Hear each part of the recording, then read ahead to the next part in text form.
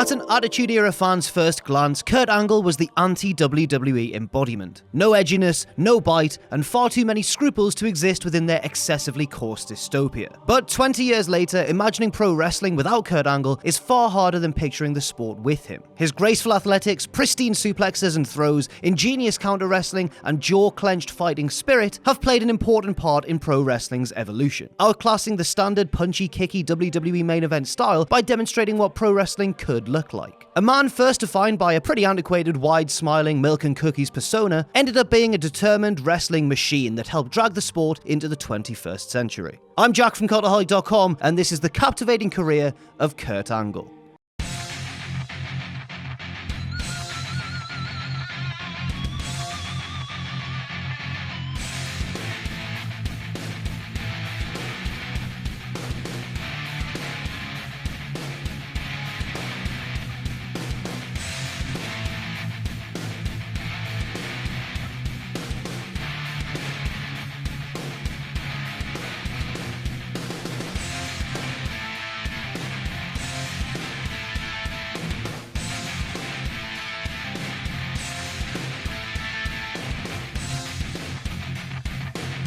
Angle's athletic dreams endured a number of hardships, beginning with the highly publicized, senseless murder of trainer Dave Schultz in January '96. His Olympic dreams seemed all but hopeless after fracturing 2 cervical vertebrae and herniating 2 discs during the heavyweight freestyle wrestling trials. By the time the Atlanta Games rolled around, Angle was just healthy enough to compete, and managed to win 5 matches over the course of 2 days, including a narrow victory over his Iranian opponent in the final to capture the gold medal. The two battled to an 8-minute draw tied at 1 point apiece, with Angle taking the win on officials' decision. After earning the gold, he dedicated his victory to Schultz's memory. 3 months after winning the gold medal, Angle attended an ECW card in South Philadelphia, where he addressed the crowd and was briefly confronted by Taz. However, the proud Olympian ended up storming out of the venue after witnessing a controversial moment in which Raven and his followers trussed up the Sandman in a mock crucifixion. Angle even threatened to sue Paul Heyman if he was even shown on the same broadcast as the crucifixion. Around the same time, Angle turned down a reported 10-year contract to train and wrestle for WWE, at that point holding a rather dim view of the pro wrestling world. However, his feelings changed after watching the WWE product at the advent of the Attitude Era, impressed with Steve Austin in particular. In the summer of '98, he began training under Dory Funk Jr. and had his first match that August as part of a developmental camp, losing to his other trainer, Dr. Tom Pritchard. Angle received further seasoning in matches for various northeastern indies, as well as Memphis's Power Pro Wrestling. By the fall of 1999, Angle was introduced to WWE audiences with videos that were unironic and earnest, casting him as a proud, legitimate athlete, but with little zest beyond a plain-spoken testimonial. But this seemed to be the plan all along, and these vignettes did exactly what they were supposed to, as Attitude Era audiences immediately rejected a character that by design was basic and flavorless. His attempts at simply wrestling were met with boos, and Angle began to play off of that in his character work, contrasting his cultured in-ring style with a pious, overly virtuous demeanor, which demonstrated plenty of humorous potential. It didn't take long for Angle to start racking up championship gold, defeating Val Venus for the European title in early February 2000, and later winning the IC belt from Chris Jericho at No Way Out. The fact that Angle lost both belts without being pinned in a 2-fall match at WrestleMania 2000 speaks to just how much WWE valued protecting their blue-chip investment. Not without accolades for long, Angle entered into the 2000 King of the Ring tournament, defeating Chris Jericho, Crash Holly, and Rikishi in succession to earn all of that royal splendor. Throughout that summer, when Angle wasn't charming fans through his partnership with fellow cheerfully oblivious heels in Edge and Christian, known together as Team Eck, he was a king seeking a queen. Stephanie McMahon and Triple H's marriage was going through the ringer, and Angle sought to exploit a platonic friendship with Stephanie by usurping her love out from under the game. That's probably not the wisest decision, Kurt, to be honest, mate. The two lost in a WWE Championship triple threat to The Rock at SummerSlam, and Triple H vanquished Angle the following month at Unforgiven. The love triangle thereafter dropped. I told you, Kurt, you should have listened. But this would not deter Angle's well-decorated calendar year, as the biggest prize of all was his to grasp 4 weeks later at No Mercy. With an accidental assist from Rikishi, Angle defeated The Rock to capture his first WWE Championship. He would go on to make successful defenses against The Undertaker at Survivor Series, in a 6-way Hell in a Cell match at Armageddon, and against Triple H at the 2001 Royal Rumble, before eventually dropping it back to The Rock at No Way Out. Angle soon after ended into a feud with Chris Benoit over mat wrestling pride and gamesmanship, which carried through WrestleMania 17 and deeper into the spring. The two very different sides of Kurt Angle became quite prominent to the viewing world. One was the unflinching badass that contorted Benoit's limbs and launched Shane McMahon through glass partitions, complementing his world-class athletics with a ruthless mean streak. But the other side was that same wide-eyed dork that drew belly laughs from the crowd, whether he was wearing a comically undersized cowboy hat or singing Jimmy Crack Corn while badly strumming an acoustic guitar. It's this sort of endless range that made Angle quite an invaluable performer, whereas upon his debut 2 years earlier, few fans could have envisioned his career turning out in quite such a brilliant fashion. At the onset of the WCW-ECW invasion, Angle and Austin put aside their petty bickering and disturbing mutual need for Vince McMahon's affections to battle the interlopers. But when Austin turned on Angle at the Invasion pay-per-view to spell out his defection, the wrestling machine staunchly chased Austin's WWE Championship. After surviving stunner after stunner at SummerSlam in a disqualification win, Angle forced Austin to submit at Unforgiven, winning the belt in his hometown of Pittsburgh, Pennsylvania.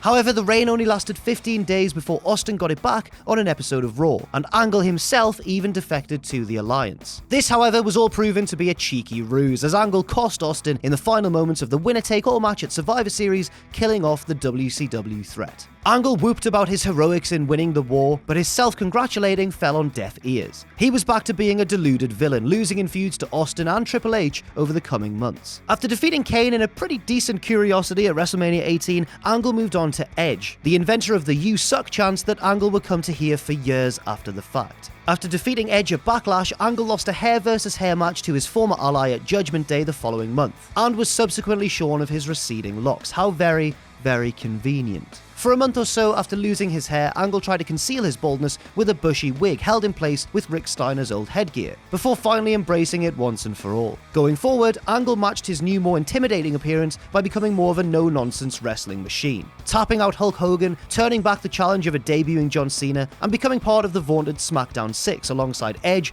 Benoit, Rey Mysterio, and Eddie and Chavo Guerrero. Together, their acclaimed performances buoyed the Blue brand in the fall of 2002. He also took on two disciples in fellow amateur standouts Shelton Benjamin and Charlie Haas, together known as Team Angle. The group leader won the WWE Championship for a third time in December 2002 over The Big Show, and went on to deliver a masterpiece with Benoit at the 2003 Royal Rumble, winning the competitive battle via submission. However, Angle's highly physical style began to truly take its toll, and as a WrestleMania 19 date with Brock Lesnar drew closer, surgery was sadly unavoidable. He dropped the gold to Lesnar in a high-impact showcase of athletics before undergoing unconventional surgery that rejected spinal fusion in favor of minimally invasive bone spur removal. To the surprise of many, Angle was back in the ring less than 3 months later and regained the WWE Championship from Lesnar at Vengeance in July 2003. Angle continued to be hampered by injuries, including a torn hamstring, but managed to hold his end of a transcendent Iron Man match with Lesnar on SmackDown that September, where Brock did indeed regain the gold, but that match is often remembered as one of the greatest SmackDown matches of all time. Angle continued onward as a serious babyface, making John Cena tap out at No Mercy 2003. Yes, making John Bloody Cena tap out. But a heel turn wasn't too far off. Veering once again towards the villainous side of the fence after winning over fans with his courage and grace, Angle entered into a feud with Eddie Guerrero, who defeated Lesnar for the WWE title at No Way Out 2004. Angle's swift heel turn included mercilessly beating Guerrero while he was handcuffed in a rather disquieting segment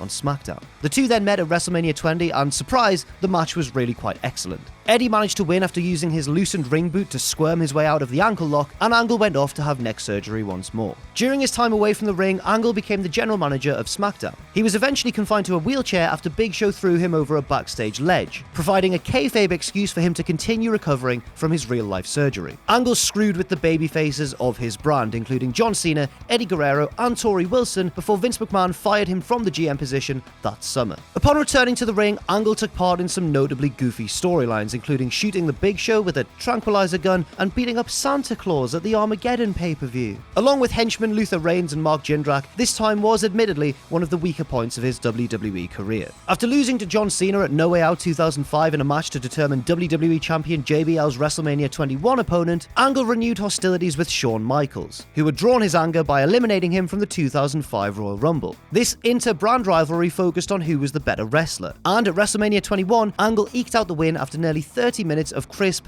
premier wrestling action in one of the greatest matches in the 30-plus year history of the event. HBK evened the score less than 3 months later at Vengeance, after Angle was drafted over to the Raw brand in a match that was almost as good. Over the next year, Angle became a brand extension barnstormer of sorts. While on Raw, he tried and failed to take away John Cena's WWE Championship, but found gold after a surprise jump to SmackDown in early 2006. With Batista sidelined with a tricep injury, Angle won the now vacated World Heavyweight Championship in a Battle Royal. In his 3-month reign, Angle held off The Undertaker at No Way Out in an instant classic before losing it to Rey Mysterio in an emotional triple threat match at WrestleMania 22. As spring came to a close, Angle was drafted to the brand new ECW brand, where his credibility as a proven wrestling deity was supposed to help anchor the debuting program. However, injuries continued to mount for Angle and tempers flared that August, when Angle was told he had to be at a TV taping despite suffering torn groin and abdominal muscles at a recent live event. Unable to get any time off, Angle outright demanded his release from WWE, and soon after, he actually received it. 1 month later, Angle filmed secret promos down in Orlando, Florida, which aired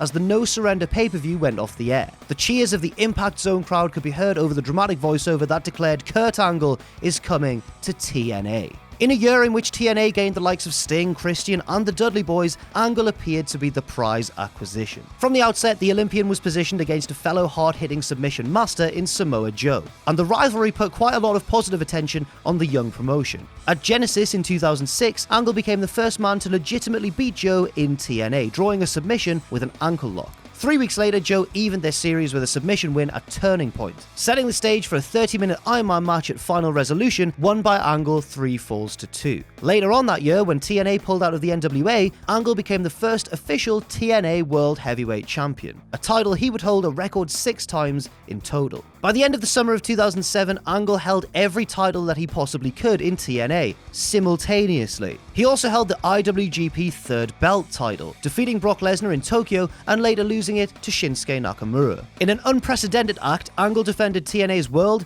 X Division, and Tag Team titles in one night at No Surrender 2007, dropping the tag belts alongside partner Sting to Ron Killings and Pac-Man Jones, while losing the X Division gold to Jay Lethal. He did, however, manage to retain his world title over Abyss, and for most of the ensuing months, Angle kept his hands on the top title. But he was eventually taken down by old foe Samoa Joe in an MMA-influenced cage match at Lockdown 2008. After losing the belt, Angle was seemingly pulled in various directions story-wise, engaging in rivalries with AJ Styles and Jeff Jarrett throughout the remainder of 2008. Perhaps his most memorable bout from this era saw Angle drop a last man standing match to Styles at Hard Justice that August. After Bound for Glory that October, Angle became a key member of the Main Event Mafia, flippers, joining fellow decorated legends Sting, Kevin Nash, Booker T, and Scotty Steiner in their attempt to monopolize the main event scene for their own benefit. Angle won his 4th TNA World Heavyweight title at Slammiversary in June 2009, outlasting Mick Foley, Jeff Jarrett, AJ Styles, and Samoa Joe in a King of the Mountain match. After dropping the gold to Styles that September, he moved into a rivalry shortly thereafter with a debuting Nigel McGuinness, now renamed Desmond Wolfe. Their wrestling clinics were easily amongst the best matches in this time frame for TNA, as was Kurt's battle with Styles for the belt on the first Monday Night Impact at the start of 2010. Another of Angle's gems came against Mr. Anderson in an intense steel cage match at that year's Lockdown, arguably the greatest match of Anderson's career. Championship glory eluded Angle for some time thereafter, while he busied himself in matches with the likes of Anderson, Jarrett, and Jeff Hardy. In the summer of 2011, after helping Sting battle Hulk Hogan's Immortal faction, he double-crossed his ally by hitting him with a chair in order to beat him for the TNA World Heavyweight title, his 5th. I know, someone double-crossing Sting. Who'd have thought it? He managed to hold onto the belt in subsequent pay-per-view bouts, including defeating crowd favourite Bobby Roode at Bound for Glory. Days later, Angle dropped the belt to Roode's Beer Money tag team partner, James Storm. As Angle moved deeper into his 40s, he remained one of the faces of TNA, generally prominent in one of the major storylines, whether he was reforming the Main Event Mafia to battle Aces and Eights, winning tag team gold alongside AJ Styles, or capturing one final world title, defeating Bobby Lashley at the start of 2015. He lost his belt to EC3 on an episode of Impact in the summer of 2015, before finishing up with TNA the following January. After nearly 10 years with the promotion, it does feel, actually, like he spent longer with WWE at the start of his career, but no, he spent longer with TNA. What's going on? Over the following year, the celebrated legend added some intriguing indie appearances to his portfolio, working with the likes of Rey Mysterio, Cody Rhodes, Zack Sabre Jr., and Joe Hendry, local hero. In 2017, Angle was announced as the headliner for that year's Hall of Fame class, reconciling with the promotion in the process. He even re-entered storylines as Raw's general manager post-WrestleMania, where he once again found himself at odds with Triple H and Stephanie McMahon. Maybe you shouldn't have tried to get with Stephanie back in the day, Kurt. Maybe none of this would ever have happened. The occasional match was also on the cards as Kurt filled in for Roman Reigns as a Shield member for one night only, and teamed with the debuting Ronda Rousey to conquer the old McMahon-Helmsley regime at WrestleMania 34 in a surprise match of the night. At age 50, Angle now is at the end of his career, as we recently saw him lose to Baron Corbin in clean, traditional fashion at WrestleMania 35. It might not have been the satisfying ending we all wanted to see, but you have to admit that it capped off a truly remarkable career. When considering the most complete professional wrestlers of all time, Angle's name must be in the conversation. His technical savvy, cat-like agility, raw power, and character acting are all on par with the top performers in each category, and because of this incredible range, Angle was able to have top-class matches with a wide variety of workers. Most professional wrestlers could only dream of equaling Angle's skills, just as most crossover athletes could only dream of seemingly ascending to his lofty level in the business. Across 20 years, Kurt Angle spun wrestling's evolutionary wheel with one landmark performance after another, and we think that virtually no wrestler could match his broad resume. Oh, it's true, it's damn true. Thanks very much for watching, and let us know what you think in the comments section down below. You can follow Cultaholic on Twitter at Cultaholic and on Facebook at facebook.com/Cultaholic. If you enjoy what we do, then please do check out our Patreon, patreon.com/Cultaholic, where you can pledge. And don't forget, of course, most importantly of all, to hit subscribe and to join us.